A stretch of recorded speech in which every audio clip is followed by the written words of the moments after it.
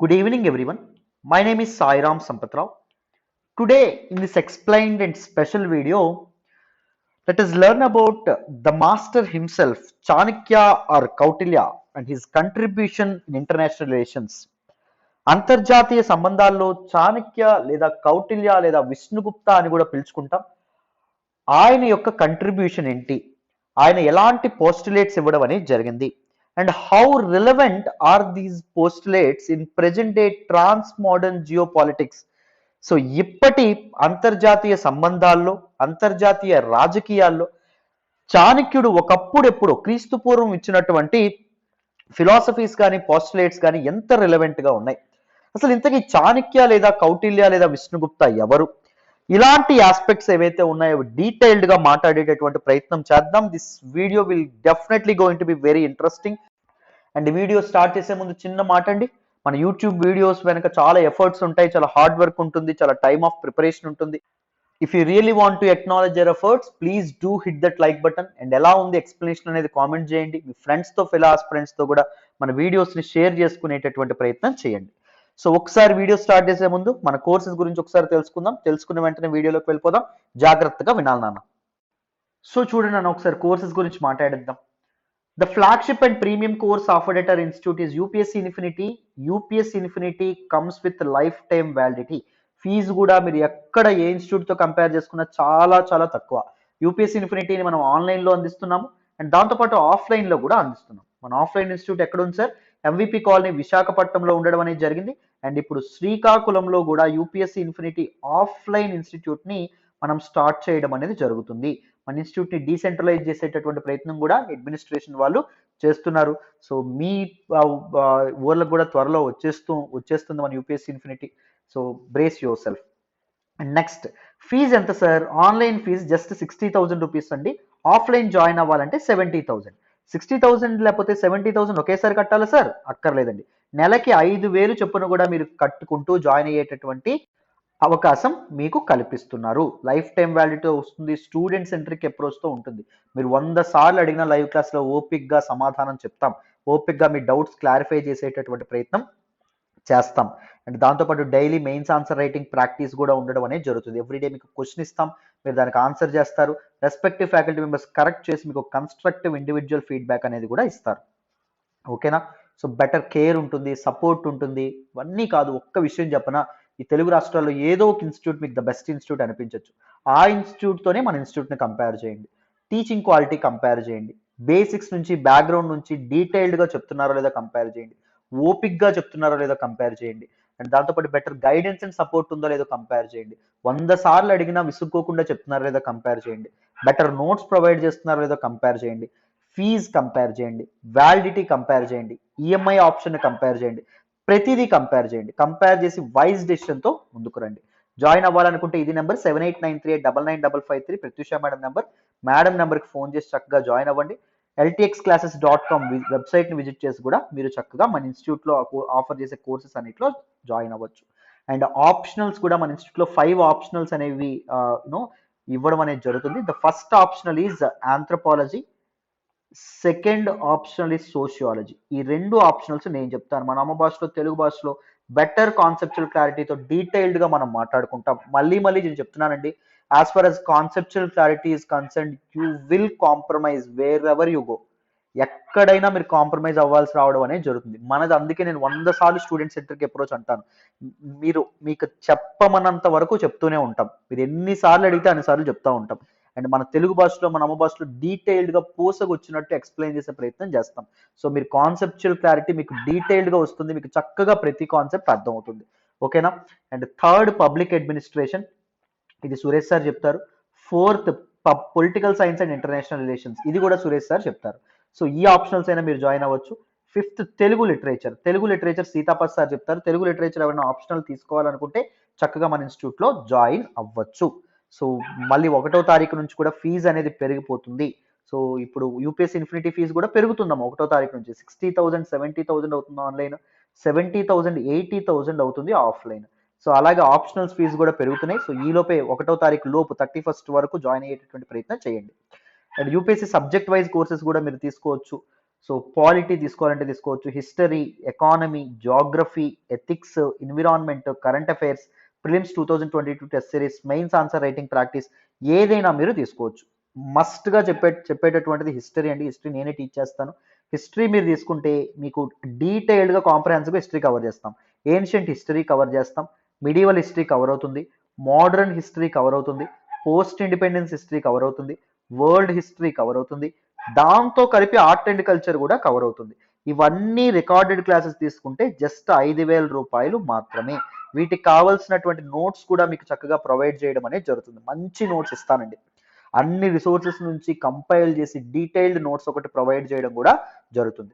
ఏ course తీసుకున్న life time వ్యాలిడిటీతో రావడం అనేది జరుగుతుంది. చక్కగా జాయిన్ అయ్యేటటువంటి ప్రయత్నం చేయండి, మీకు చాలా వ్యాలిడేషన్ ఉంటుంది. ఎకానమీ సురేష్ సార్ చెప్తారు, సో ఎకానమీ కూడా మీరు జాయిన్ అవ్వచ్చు. మీ క్లాసెస్ డెమో వీడియోస్ చూడండి, మీరు చూసిన తర్వాతే మీ డెసిషన్ అనేది మీరు తీసుకోండి. అండ్ ఫీజు అనేది 1వ తారీఖు నుంచి 8,000 అవ్వబోతుంది. సో ఈలోపే జాయిన్ అయ్యేటటువంటి ప్రయత్నం చేయండి. మళ్ళీ చెప్తున్నాను, నన్ను నమ్మి జాయిన్ అవ్వండి, మీరు అస్సలు రిగ్రెట్ అవ్వరు. This is the right decision that will make for this year and అమ్మ. మళ్ళీ చెప్తున్నాను, joining UPSC infinity, right? So అసలు లేట్ చేయమాకండి, జాయిన్ అయ్యే ప్రయత్నం చేయండి. ఇన్స్టాల్మెంట్స్ ఆప్షన్ కూడా ఉంది కాబట్టి. సో మరి మన ఎక్స్ప్లెయిన్ వీడియోకి వెళ్ళిపోదామా? జాగ్రత్తగా వినండి అమ్మా. So who is actually Chanakya? చాణక్యునికి కొన్ని అదర్ నేమ్స్ కూడా ఉన్నాయి. కౌటిల్య లేదా విష్ణుగుప్త అనేటటువంటి పేరు కూడా ఉండడం అనేది జరిగింది. You know the portrait that you are seeing on this slide is of Chanakya's అండి. So Chanakya is actual an Indian teacher, భారతదేశానికి చెందినటువంటి ఒక ఉపాధ్యాయుడు. హీఈస్ ఎ ఫిలాసఫర్, తత్వవేత్త. హీఈస్ ఎన్ ఎకనమిస్ట్, ఆర్థిక నిపుణుడు. హీఈస్ ఎ జ్యూరిస్ట్, న్యాయశాస్త్ర పరిజ్ఞానం ఉన్నటువంటి వ్యక్తి. అండ్ రాయల్ అడ్వైజర్, సో రాజులకి స్ట్రాటజీస్ ఇచ్చేటటువంటి, సలహాలు ఇచ్చేటటువంటి ఒక ఇంపార్టెంట్ స్కాలర్ ఎవరు అంటే కౌటిల్య లేదా చాణక్య లేదా Vishnugupta. And he is very known for his famous work that is Arthashastra. Arthashastra అనేటటువంటి పుస్తకాన్ని రాయడం అనేది జరిగింది. అండ్ చాణక్య నీతి శాస్త్ర అనేటటువంటి పుస్తకాన్ని కూడా రాశారు. సో దీస్ టెక్స్ట్ ఏవైతే ఉన్నాయి, ఏన్షియంట్ టెక్స్ట్ నుంచి ఇంపార్టెంట్ ఇన్ఫర్మేషన్, రిలవెంట్ ఇన్ఫర్మేషన్ ని కంపైల్ చేసి సంకలనం చేయడం ద్వారా నీతి శాస్త్ర అనేటటువంటి తన వర్క్ అనేది రావడం అనేది జరిగింది. దాన్ని భారతదేశానికి అండ్ వరల్డ్ కి అందించడం అనేది జరిగింది. This great scholar that is Kautilya or Chanakya లేదా విష్ణుగుప్త. హిజ్ స్టోరీ చాలా ఇంట్రెస్టింగ్ గా ఉంటుందండి. Chanakya actually assisted the first Mauryan empire Chandragupta in his rise to power. You know the first empire that Indian subcontinent has ever seen. No భారతదేశం చూసినటువంటి మొదటి సామ్రాజ్యం ఏంటి అంటే మౌర్య సామ్రాజ్యం. ఈ మౌర్య సామ్రాజ్యం ఏదైతే ఉంటుందో దానిని ఎస్టాబ్లిష్ చేసినటువంటి వ్యక్తి చంద్రగుప్త మౌర్య. చంద్రగుప్త మౌర్యుడు మౌర్య సామ్రాజ్యాన్ని ఎస్టాబ్లిష్ చేయడంలో అతనికి సహాయపడింది మన కౌటిల్య లేదా చాణక్య లేదా విష్ణుగుప్త. ఎలా సహాయపడ్డారండి? సో కాస్త బ్యాక్గ్రౌండ్ లోకి వెళ్దాం. అరౌండ్ 6th century BC, క్రీస్తు పూర్వం 6వ శతాబ్దపు సమయానికి the entire northern part of India was scattered into 16 Mahajanapadas. 16 Mahajanapadas లేదా షోడశ మహాజనపదాస్ అంటాం. Mahajanapadas, if you divide the etymology, maha simply mean great అని చెప్పి అర్థం.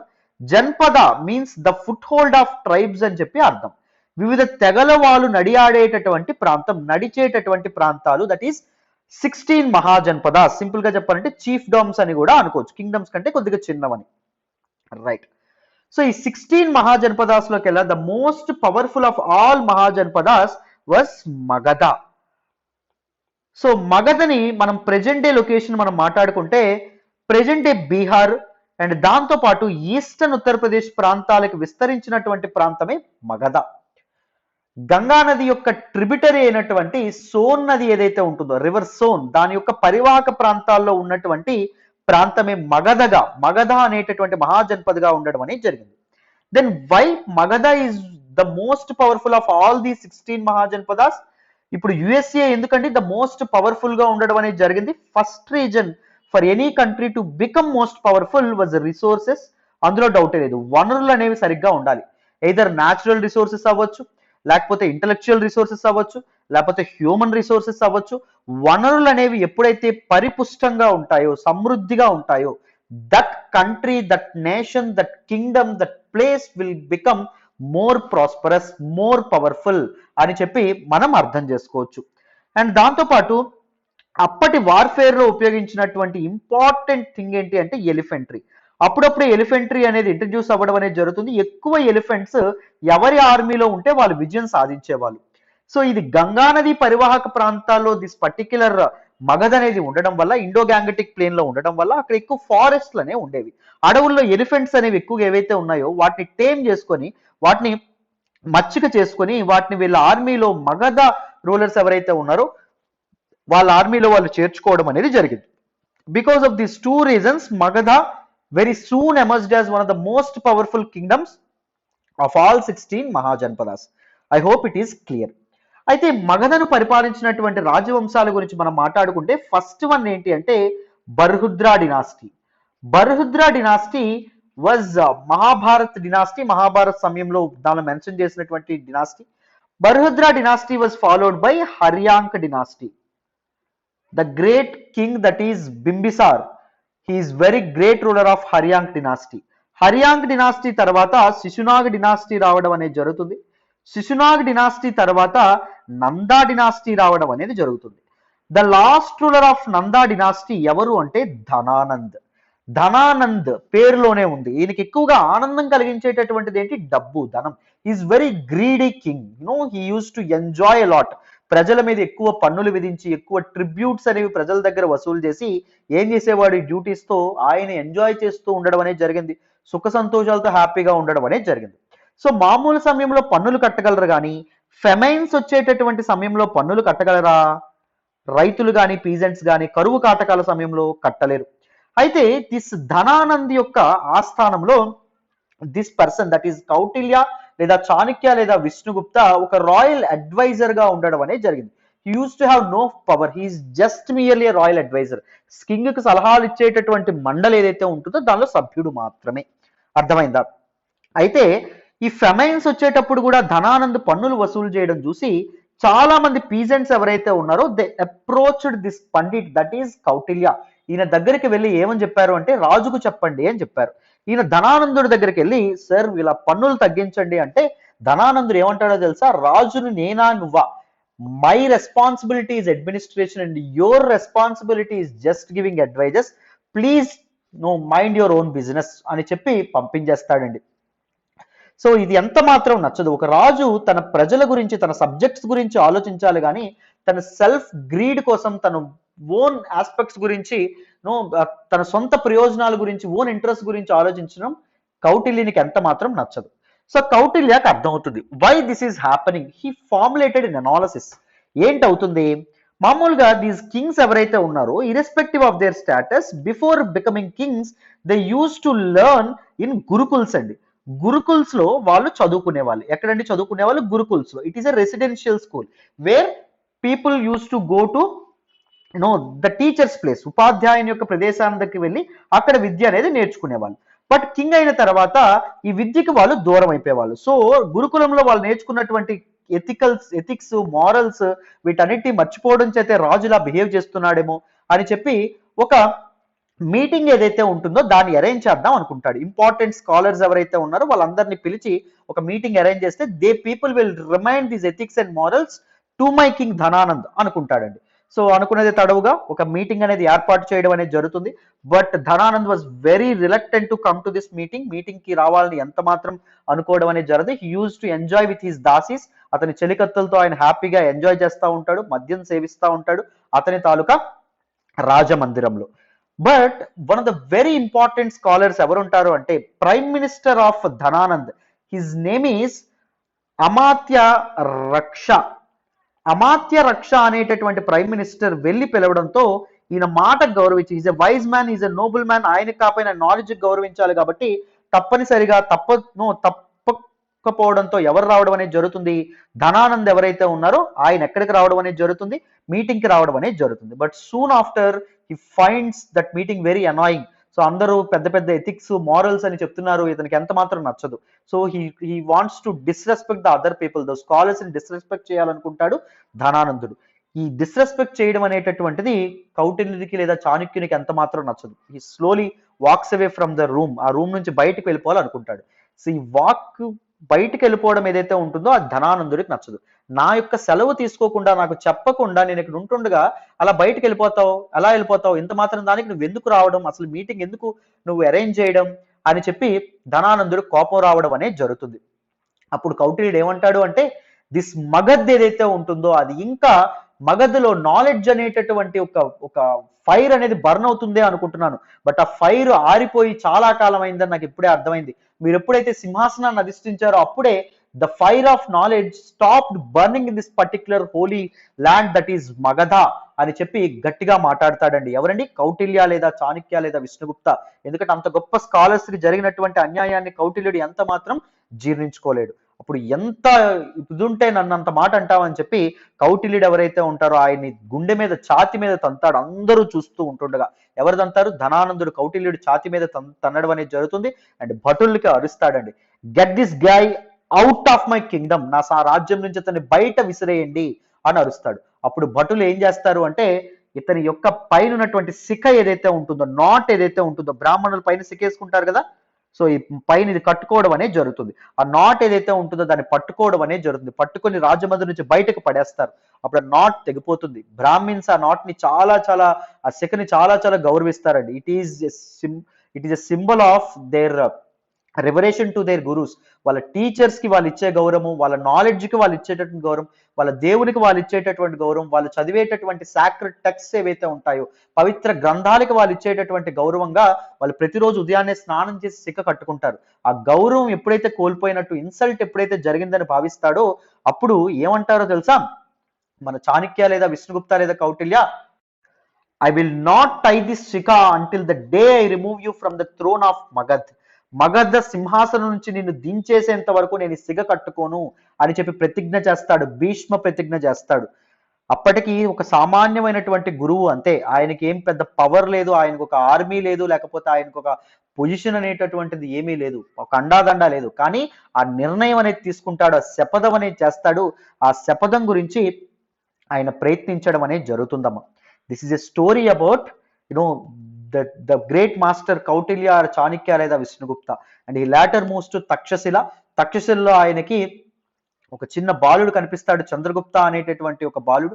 ఆయనకి అన్ని విద్యలు నేర్పించి, వార్ స్ట్రాటజీస్ అన్ని నేర్పించి, ఫస్ట్ అలెగ్జాండర్ ఆర్మీలో జాయిన్ చేసి తర్వాత మౌర్యన్ ఎంపైర్ యొక్క ఎస్టాబ్లిష్మెంట్ కి కారణం అవుతాడు. On the remains of Nanda డినాసిటీ ఈయన ప్రతిజ్ఞ చేసినటువంటి విధంగానే నంద సామ్రాజ్యపు శిథిలాల మీద ఎవరండి సామ్రాజ్యం నిర్మిస్తారు? చంద్రగుప్త మౌర్యుడు మౌర్య సామ్రాజ్యాన్ని ఎస్టాబ్లిష్ చేయడం అనేది జరుగుతుందమ్మా.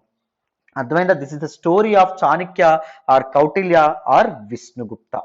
And his theories on good governance. Good governance గురించి కూడా హౌ అడ్మినిస్ట్రేటర్ షుడ్ బి అనేటటువంటి విషయం మీద కూడా ఈయన చాలా థీరీస్ ఇవ్వడం అనేది జరుగుతుంది. సొసైటీలో కరప్షన్, అవినీతిని రూపుమాపాలంటే ఏం చేయాలనేటటువంటి విధంగా కూడా చాలా పోస్టులేట్స్ అనేవి ఇస్తారు. అండ్ ఇతను ఒక పొలిటికల్ సైంటిస్టే కాదు, రాజనీతిజ్ఞుడే కాదు, దాంతోపాటు హీజ్ అన్ ఎకనమిస్ట్, ఒక ఆర్థికవేత్త, హీజ్ ఎ డిప్లొమాట్, దౌత్యపరమైనటువంటి వ్యక్తి, దౌత్యం తెలిసినటువంటి వ్యక్తి, సక్సెస్ఫుల్ వార్ స్ట్రాటజిస్ట్ అండి. అంటే యుద్ధాలని పర్ఫెక్ట్ గా స్ట్రాటజైజ్ చేసేటటువంటి వ్యక్తి. Let me tell you one thing.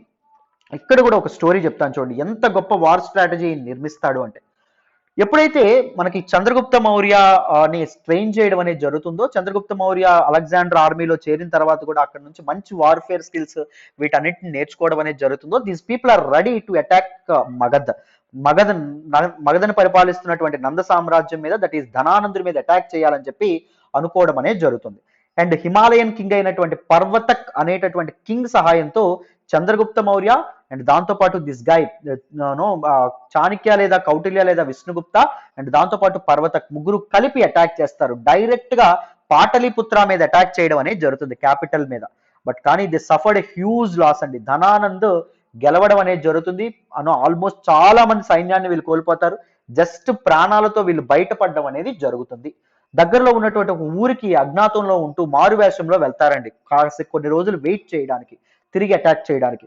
వెళ్ళినప్పుడు అక్కడ ఒక తల్లి, ఒక బిడ్డ ఎవరైతే ఉంటారో, ఒక చైల్డ్ ఎవరైతే ఉంటారో ఆయనకి అన్నం పెట్టడం అనేది, ఒక గిన్నెలో అన్నం తీసుకొస్తుంది, ఒక ప్లేట్లో. ఇంత ప్లేట్ ఉంటుందమ్మా, ఈ ప్లేట్లో భోజనం తీసుకొస్తుంది. ఈ చైల్డ్ ఏం చేస్తారంటే ఈ మధ్యలో అన్నం ఉంటుంది అన్నమాట, రైస్ ఉంటుంది. ఈ చైల్డ్ ఏం చేస్తారంటే డైరెక్ట్ గా దీనిలో వేలు పెట్టడం అనేది జరుగుతుంది. దీనిలో అన్నం ఏదైతే ఉంటుంది రైస్ లో వేలు పెట్టడం అనేది జరుగుతుంది, అతని చెయ్యి కాలుతుంది. అప్పుడు వాళ్ళ తల్లి ఏమంటుందంటే you are just like a stupid, you are stupid like Chanakya లేదా కౌటిల్య, నువ్వు కౌటిల్యులాగా స్టూపిడ్ లా ఉన్నావు. నువ్వు ఎవరైనా మధ్యలో వెంటనే ఇదవుతారా, మధ్యలో వేలు పెడతారా, వేలు పెడితే నీకు ప్రాబ్లం అవ్వదు. ఏం చేయాలి, ఈ చివర్ల నుంచి నువ్వు మెల్లమెల్లగా తింటూ రావాలి. ఎక్కడి నుంచి ఒక ముద్ద, ఎక్కడి నుంచి ఒక ముద్ద తినేటప్పటికి మధ్యలో ఉన్నటువంటి అన్నం ఏదైతే ఉంటుందో అది చల్లారుతుంది, అప్పుడు నువ్వు తినొచ్చు అని చెప్పి ఆవిడ చెప్పడం అనేది జరుగుతుంది. దాంతో వెంటనే మన చాణక్య లేదా విష్ణుగుప్త లేదా కౌటిల్య అండ్ చంద్రగుప్త మౌర్య ఇద్దరు దూరం నుంచి చూస్తారు, వాళ్ళిద్దరికీ అర్థం అవుతుందండి వాళ్ళు చేసిన తప్పు. So the peripheral areas of Magadha, ఈ చుట్టుపక్కల ఏరియాస్ ఆఫ్ మగధ ఏవైతే ఉన్నాయో సరిహద్దు ప్రాంతాలని, వాటిని మెల్లగా గెలుచుకుంటారు by characteristic policy. Characteristic policy అంటే either giving some you know some provisions ఇచ్చా, అంటే ఐ మీన్ ఏవైనా వాళ్ళకి వాళ్ళకి కావాల్సింది, ఆ రాజులకు కావాల్సింది ఏమైనా ఇవ్వడం క్యారెక్ట్ అనమాట. స్టిక్ అంటే ఏంటి, దండించడం, ఎవరైనా మాట వినకపోతే వాళ్ళ మీద అటాక్ చేసైనా వాళ్ళ ప్రాంతాలు ఏవైతే ఉన్నాయో అవి ఆక్రమించుకోవడం. మెల్లమెల్లగా ఈ సరిహద్దు ప్రాంతాలను ఆక్రమించుకొని తర్వాత పాటలీపుత్రం మీద అటాక్ చేస్తారు, ఫైనల్ గా విన్ అవుతారు. చంద్రగుప్త మౌర్యుడు మౌర్య సామ్రాజ్యాన్ని ఎస్టాబ్లిష్ చేస్తాడన్నమాట. అర్థమైందా? This is one kind of war strategy by Chanakya లేదా విష్ణుగుప్త లేదా కౌటిల్య. నేను హిస్టరీ చెప్పేటప్పుడు చాలా కథలు చెప్తానండి, so that you can know you can remember the facts very well. And history నుంచి మనం చాలా పాఠాలు కూడా నేర్చుకుంటాం. సో హిస్టరీ కోర్స్ ఎవరైనా జాయిన్ అవ్వాలనుకుంటున్నా కూడా హ్యాపీగా జాయిన్ అవ్వచ్చు. Ancient history, medieval history, modern history, post independence history, world history, art and culture, వీటన్నింటి యొక్క నోట్స్ కలిపి మీకు డీటెయిల్డ్గా చెప్పడం అనేది జరుగుతుంది. సో రికార్డెడ్ క్లాసెస్ జస్ట్ 5000 మాత్రమే, 1వ తారీఖు నుంచి 8000 అవుతుంది. సో ఈ లోపే జాయిన్ అవ్వండి. మళ్ళీ మళ్ళీ చెప్తున్నాను, డీటెయిల్డ్గా కథల్లో చక్కగా నేర్చుకుంటాం. రైట్, ఇప్పుడు నెక్స్ట్ చూడండి. And the famous work by Kautilya or Vishnugupta లేదా Chanakya was Arthashastra. So Chanakya was known for his very important book, that is Ardhashastra. Ardhashastra is a prototypical treatises అంటాం. Treatises is a book or work అని చెప్పి అర్థం. Treatises అంటే meaning, prototypical అంటే original book, original book on the political science. Political science లేదా one of the very first books అని చెప్పి అర్థం. And it is a realpolitik అండి.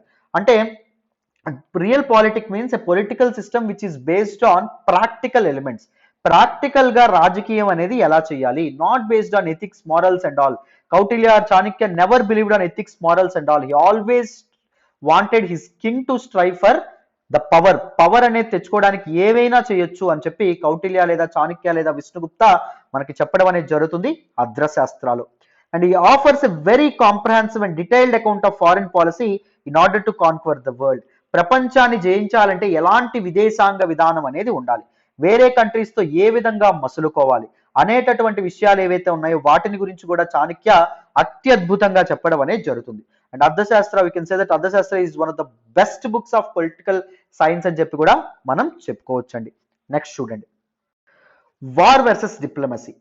అర్థశాస్త్రాలో ఈయన ఇచ్చినటువంటి వెరీ ఇంపార్టెంట్ పోస్టులేట్ ఏంటి అంటే వార్ అండ్ డిప్లొమసీ. డిప్లొమసీ అంటే దౌత్యము, how we make relations with other people, other countries, వేరే కంట్రీస్ తో మనం ఏ విధంగా రిలేషన్స్ ఏర్పరచుకుంటాము అనేటటువంటి విషయం డిప్లొమసీ మీద, ఆ కంట్రీతో మనం చేసేటటువంటి డిప్లొమసీ మీద, దౌత్యం మీద ఆధారపడి ఉండడం అనేది జరుగుతుంది. Diplomacy dictates the relation between two countries, రెండు కంట్రీస్ మధ్య రిలేషన్ ని డిక్టేట్ చేయడం అనేది జరుగుతుంది. Kautilya is hard nosed realist. Hard nosed అంటే ఏంటి అంటే మొండివాడు అని చెప్పి అర్థం. Is a realist, is a practical guy, practical aspects మీద ఫోకస్ చేసినటువంటి వ్యక్తి. అంటే అతను ఏమంటాడు అంటే war not an extension of diplomacy, డిప్లొమసీకి ఎక్స్టెన్షన్ వార్ కాదు, right, but regarded every aspect of diplomacy as subtle war. అంటే సింపుల్ గా డిప్లొమసీ అండ్ వార్ వేరు వేరు కాదు. ఎవ్రీ ఆస్పెక్ట్ ఆఫ్ డిప్లొమసీ, దౌత్యంలో ఉన్నటువంటి చర్చలు కానీ డైలాగ్ ఏదైతే ఉంటుందో, we can consider this particular thing as also a war, but it's a hidden war. అర్థమైందా? లేకపోతే ఒక ట్రీటీ సైన్ చేయడం ఏదైతే ఉంటుందో is a part of diplomacy, but it is a part of subtle war అని చెప్పి చెప్పడం అనేది జరుగుతుంది. There is nothing like diplomacy. Diplomacy అనేది ఎందుకు ఉంటుందంటే వార్ లో విన్ అవ్వడానికి, to ensure victory in war అని చెప్పి కౌటిల్య చెప్తాడండి. అకార్డింగ్ టు హిమ్, ఆయన ప్రకారం diplomacy doesn't seek to avoid war. యుద్ధాన్ని అవాయిడ్ చేయడానికో యుద్ధాన్ని తప్పించుకోవడానికో డిప్లొమసీ వాడడం, దౌత్యపరమైనటువంటి విషయాలు వాడడం, అంటే డైలాగ్ చర్చలకు వెళ్ళడం కానీ, లేకపోతే ట్రీటీస్ సైన్ చేయడం కానీ, లేకపోతే రెండు కంట్రీస్ మధ్య ఒక అగ్రిమెంట్ అనేది ఏర్పాటు చేసుకోవడం కానీ, లేకపోతే రెండు కంట్రీస్ మధ్య డిఫరెంట్ యూనో ఆస్పెక్ట్స్ లో అండ్ డిఫరెంట్ ఫీల్డ్స్ లో కోఆపరేషన్ అనేది బిల్డ్ చేసుకోవడం కానీ, ఇవన్నీ డిప్లొమసీలో భాగంగా ఉంటాయి. ఇవన్నీ యుద్ధాన్ని అవాయిడ్ చేయడానికి కాదు, not to prevent war but ensure victory in warfare. Warfare లో విక్టరీ రూప్ను భవిష్యత్తులో అదే దేశంతో జరగబోయేటటువంటి ఇదేదైతే ఉంటుందో, ఐ మీన్ యుద్ధం ఏదైతే ఉంటుందో యుద్ధంలో గెలుపుని సంపాదించుకునేందుకు అని చెప్పి మన కౌటిల్య చెప్పడం అనేది జరుగుతుంది. If victory is ensured then one should go to war. ఒకసారి విక్టరీ అనేది ఎన్ష్యూర్ అవుతుంది అంటే అంటే అవతల దేశాన్ని నేను జయించగలను నీకు పూర్తి స్థాయిలో నమ్మకం ఉంటే, ముందు జరిగినటువంటి డిప్లొమసీలో భాగంగా ముందు జరిగినటువంటి అగ్రిమెంట్స్ కానీ, లేకపోతే ట్రీటీస్ కానీ ఏమైనా సైన్ చేసి ఉన్న వాటన్నిటిని మర్చిపో. అవతల వ్యక్తిని నువ్వు ఓడించగలను అంటే సూటిగా వెళ్ళు, అవతల వ్యక్తిని March on him and defeat him, ఆయన్ని ఓడించేసేయి అని చెప్పి చాణక్య లేదా విష్ణుగుప్త చెప్పడం అనేది జరుగుతుంది. There is nothing like diplomacy that avoid war, and diplomacy never avoids war but diplomacy makes you prepared for your victory in warfare. భవిష్యత్తులో జరిగేటటువంటి యుద్ధంలో విజయం సాధించడానికి నీకు డిప్లొమసీ ఉపయోగపడుతుందని చెప్పి చెప్తాడండి. Kautilya advise that even during peace time, శాంతియుతమైనటువంటి వాతావరణంలో కూడా a nation should constantly wage hidden war. ఒక హిడెన్ వార్ అనేది వేజ్ చేయాలి. ఇప్పుడు రెండు కంట్రీస్ మధ్య మనకి పీస్ ఉందనుకోండి, అప్పుడు ఇండియా యుఎస్ మధ్య పీస్ ఉందనుకోండి, శాంతి అనేది నడుస్తుంది అనుకోండి, అప్పుడు కూడా ఇండియా అనేది ఒక హిడెన్ వార్ ని వేజ్ చేయాలి, consisting of sowing discard among the enemies leadership. Enemies leadership ఏదైతే ఉంటుందో వాళ్ళలో ఒకరి మధ్య ఒకరికి తగాదాలు పెట్టడానికి ప్రయత్నించాలి, ఒకరి మధ్య ఒకరికి మిస్ట్రస్ట్ అనేది ఏర్పరిచేటటువంటి ప్రయత్నం చేయాలి. అర్థమైందా? నీ యొక్క డిప్లొమాటిక్ స్కిల్స్ ఏవైతే ఉన్నాయో వాటిని ఉపయోగించుకొని. సో ఎప్పుడు ఒక హిడెన్ వార్ అనేది వేజ్ చేస్తూ ఉండాలి అని చెప్పి చాణక్య చెప్పడం అనేది జరుగుతుందమ్మా. నెక్స్ట్ చూడండి అన్న, power. What is power according to Kautilya or Chanakya? According to Kautilya, power is the position of strength. బలాన్ని సమకూర్చుకోవడమే శక్తి అని చెప్పి చాణక్య ఎవరైతే ఉన్నారో ఆయన అభిప్రాయపడతారండి. అండ్ ఈ శక్తి ఏదైతే ఉంటుందో, ఈ పవర్ ఏదైతే ఉంటుందో అది డిఫరెంట్ ఫార్మ్స్ లో ఉంటుంది. ఒకటి మంత్ర శక్తి, that is power of knowledge లేదా పవర్ ఆఫ్ కౌన్సిల్. రాజు తన మంత్రివర్గం యొక్క నాలెడ్జ్ నుంచి, జ్ఞానం నుంచి శక్తిని సమకూర్చుకోవచ్చు. He should always seek the support and the advice of his council of ministers. తన సలహాదారుల యొక్క సలహాలు అనేవి తప్పకుండా తీసుకోవాలి. ఒకే ముక్కుసూటిగా వెళ్ళిపోవడం అనేది కరెక్ట్ కాదు అని చెప్పి చెప్తున్నారు. ప్రభు శక్తి, that is power of might, his బలాబలాల బట్టి అంటే తన యొక్క ట్రెజరీ ఏదైతే ఉంటుందో, రాయల్ ట్రెజరీ ఏదైతే ఉంటుందో అక్కడ నుంచి, అండ్ ఆర్మీ యొక్క సహాయ సహకారాలు అనేవి తీసుకోవాలి. వాళ్ళ దగ్గర నుంచి కూడా king can acquire his power. Next ఉత్సాహ శక్తి, power of energy, power of valour అని చెప్పి అర్థం. సో ధీరత్వం ఏదైతే ఉంటుందో, పట్టుదల ఏదైతే ఉంటుందో దాని నుంచి కూడా ఏం తీసుకోవచ్చు, శక్తి ఏదైతే ఉంటుందో శక్తిని రాజు సమకూర్చుకోవచ్చు. ఈ విధంగా పవర్ ని ఒక రాజు సమకూర్చుకోవాలి అని చెప్పి కౌటిల్య లేదా చాణక్య తన అర్థశాస్త్రాల్లో డీటెయిల్డ్ గా మెన్షన్ చేయడం అనేది జరిగిందమ్మా. రైట్, నెక్స్ట్ చూడండి. And Kautilya is very famous for his mandal theory. Mandal theory is one of the very prominent theory that is even relevant in present day situation also. ఇప్పటి కూడా మండల్ థియరీ మీకు రిలవెంట్ గా ఉంటుంది. మండల్ థియరీ అంటే ఏంటో చెప్తే మీకు అర్థం అవుతుంది, జాగ్రత్తగా వినండి.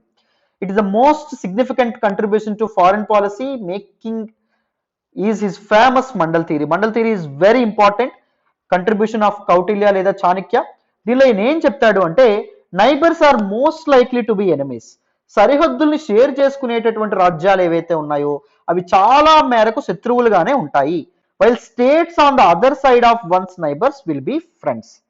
సో మన నైబర్స్ యొక్క నైబర్స్ కి నైబర్స్ ఉంటారు చూసారా, వాళ్ళు ఫ్రెండ్స్ అవుతారు అన్నట్టుగా చెప్పారు. ఒక సింపుల్ గా ఎగ్జాంపుల్ ఏం చెప్దాం.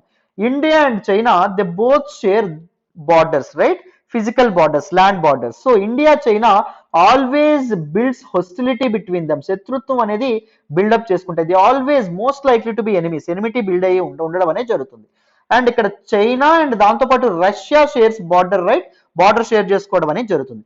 వెరాజ్ ఆర్ నైబర్ అయినటువంటి రష్యా ఏదైతే ఉంటుందో మనకి ఎప్పటి నుంచో one of the best friends గా ఉండడం అనేది జరిగింది. చూడండి తన మండల్ థియరీ ఎంత చక్కగా ఇక్కడ ఇదవ్వడం అనేది జరిగింది. Here these two are enemies, here these two are friends అని చెప్పి మనం చెప్పుకోవచ్చు. పాకిస్తాన్ మనతో బార్డర్ షేర్ చేసుకోవడం అనేది జరుగుతుంది. Pakistan most likely our enemy, right, ఎప్పుడు ఎనిమిటీ ఉండడం అనేది జరుగుతుంది. బట్ అక్కడ పక్కనే ఉన్నటువంటి ఆ పాకిస్తాన్ పక్కనే ఉన్నటువంటి ఇరాన్ తో మనకు మంచి సంబంధాలు ఉంటాయి, ఆఫ్ఘనిస్తాన్ తో మనకు మంచి సంబంధాలు ఉంటాయి, right. States on the other side of one's neighbours will be friends. So ఆ విధంగా మండల్ థియరీ ఏదైతే ఉంటుందో దాన్ని చెప్పడం అనేది జరిగిందాం. సో క్లియర్ గా మీకు క్లారిటీ వచ్చిందనే అనుకుంటున్నాను, రైట్. మరి నెక్స్ట్ చూడండి. And Chanakya is also very famous for ఈ షడ్గుణ సిద్ధాంత అండి. షడ్గుణ సిద్ధాంత is very very prominent and very very important principle. That is 6 measures of foreign policy. Foreign policy should include all these measures. Foreign policy అంటే విదేశాంగ విధానము అని చెప్పి అనడం అనేది జరుగుతుంది. సింపుల్ గా చెప్పాలంటే foreign policy is about the world around us అండి. మన చుట్టూ ఉన్నటువంటి ప్రపంచం ఏదైతే ఉంటుందో అది. ఇఫ్ ఒకవేళ ఒక కంట్రీని ఒక ఇండివిజువల్ తో కంపేర్ చేసావు అనుకోండి, సింపుల్ గా ఫారెన్ పాలసీ ఏమవుతుందంటే way an individual negotiates with the environment around. అతని ఫ్రెండ్స్ తో ఎలా బిహేవ్ చేస్తాడు, తన ఎనిమీస్ తో ఎలా బిహేవ్ చేస్తాడు, తన ఇంట్రెస్ట్ ని కాపాడుకోవడానికి తను ఎలాంటి ఎత్తుగడలు వేస్తారు, ఎవరితో ఎక్కువ కాలం ఎక్కువసేపు ఉంటాడు, తనకి ఎక్కువ మార్కులు రావాలంటే ఫస్ట్ బెంచ్ వాళ్ళతో కూర్చుంటాడు, తక్కువ మార్కులు ఆడుకోవాలి అంటే లాస్ట్ బెంచ్ వాళ్ళతో కూర్చుంటాడు, ఇలాంటి కొన్ని ఆస్పెక్ట్స్ ఉంటాయి కదా. So how he negotiates with the other environment అనేటటువంటిది మనకి ఇండివిజువల్ అయితే, కంట్రీస్ కూడా తన ఇంట్రెస్ట్ అనేవి తన పీపుల్ యొక్క ఇంట్రెస్ట్ అనేవి సేఫ్ గార్డ్ చేసుకోవాలంటే, దాన్ని అచీవ్ చేయాలంటే డిఫరెంట్ కంట్రీస్ తో ఎలాంటి రిలేషన్స్ మెయింటైన్ చేయాలి అని ఈ ఫారెన్ పాలసీ విదేశాంగ విధానంలో మెన్షన్ చేసుకుంటుంది అనమాట. It has its own foreign policy. Every country has its own foreign policy. అయితే చూడండి, ఈ షడ్గుణ సిద్ధాంతాలు చాణక్య ఏం చెప్పారు? About the 6 principles of foreign policy like a formula for attainment of once national interest and goals. ఒక country తన national interest, తన goals ని అచీవ్ చేయాలి అంటే దీస్ ప్రిన్సిపల్స్ ఏవైతే ఉంటాయో వాటిని అటైన్ చేయడం తప్పనిసరి. ముఖ్యంగా at the level of international politics the 6 principles అనేటటువంటివి చాలా చాలా ఇంపార్టెంట్. ఇంటర్నేషనల్ రిలేషన్స్ ఇవి చాలా చాలా ఇంపార్టెంట్ అండి. You have to code these once in your mains paper. Mains paper లో మీరు కోడ్ చేస్తే చాలా చాలా బాగుంటుంది. చాణక్యాస్ పోస్ట్లేట్స్ ఏవైతే ఉన్నాయో అవి చూడండి. ద ఫస్ట్ వన్ ఆఫ్ షడ్గుణ సిద్ధాంత ఈస్ ఫస్ట్ సిద్ధాంత, దట్ ఈస్ సంధి. సంధి simply means making treaty containing terms and conditions.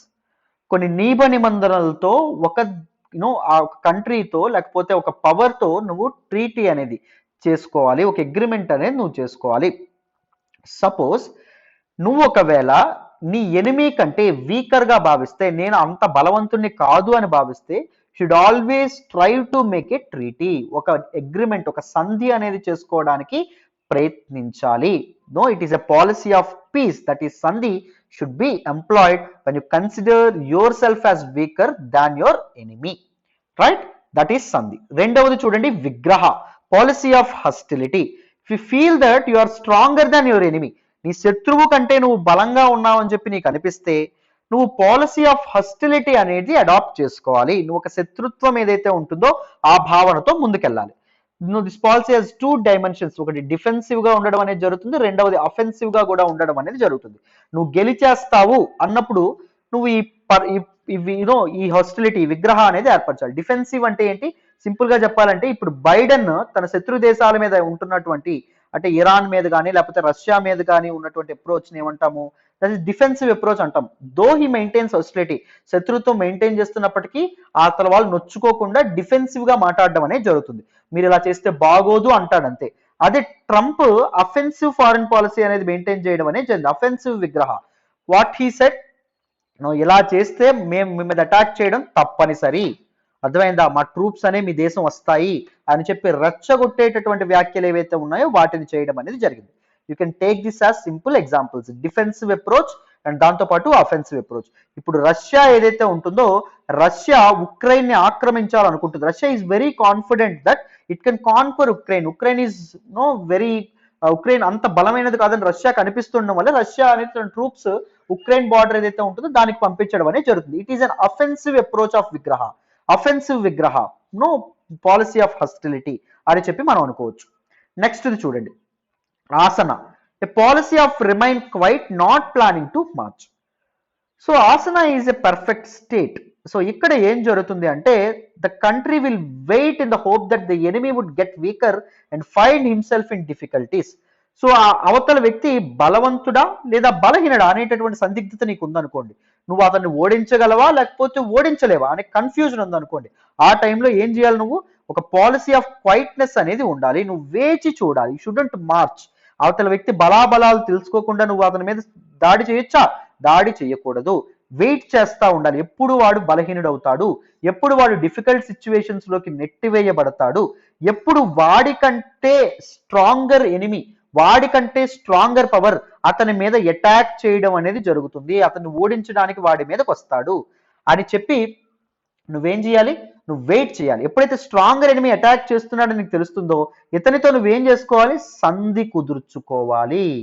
You should get into policy of piece.